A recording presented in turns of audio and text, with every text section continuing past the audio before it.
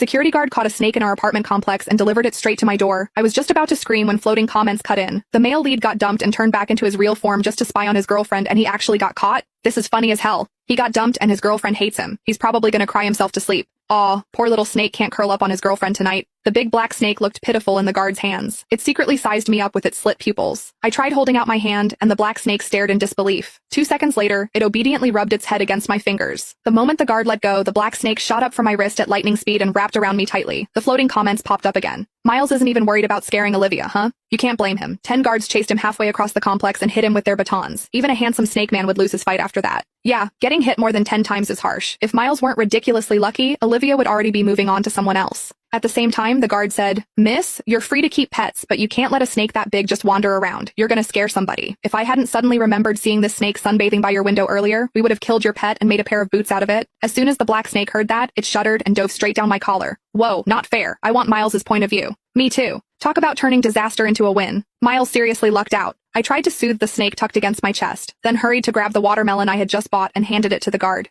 "I'm really sorry. It won't happen again. Here, it's so hot out. Have some cold watermelon." The guard looked a little happier with the watermelon in his hands. He gave me a few reminders and left. I was about to close the door when I felt the black snake burrow deeper. It even flicked its tongue. Damn it. Breaking up with Miles Richardson really was the right call. This jerk of a snake man pretended to be a normal human while dating me, and he wouldn't even let me touch him. Yet when he wanted to take advantage of me, he never once hesitated. I tried to pull the snake out, but it stubbornly wriggled farther in. That slippery, warm sensation glided over my skin. I had felt it in my dreams more times than I could count.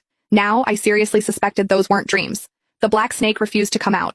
In the end, I had no choice. I let it curl up against me and fall asleep. Miles can finally sleep well. Ever since breaking up with Olivia, he hasn't been able to eat or sleep. He drank himself numb until he finally couldn't take it anymore and turned back into his real form just to see her. I peeked down through my collar at the black snake nestled inside. I didn't get it. Sure, I was the one who suggested the breakup, but he agreed to it too. The reason was simple. Miles wouldn't let me touch him. Imagine dating a guy with a perfect face, long legs, and abs, just to have him tell you he didn't want to get intimate with you. For a while, I even wondered if something was wrong with him, or if he was self-conscious of his size. But every time things almost crossed the line, Miles would grit his teeth, get up, and march into the bathroom to take a cold shower, leaving me alone in the bedroom to clean up the mess. Back then, I thought he must be in love with someone else, and he was saving himself for his one true love. Because of that, Miles and I ended up in a huge blowout fight. "Miles, are you even a man? If you are, then touch me." Miles clenched his fists. A long silence passed before he finally said, "I just want to wait a little longer, until you're ready to accept it." Accept it? Accept what?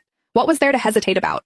I might be a little old-fashioned, but Miles and I had been together for 4 years. We were already talking about getting married. I didn't care if some things happened sooner than planned. I tried to stay calm and told Miles, "I want this. Whatever it is, I accept it."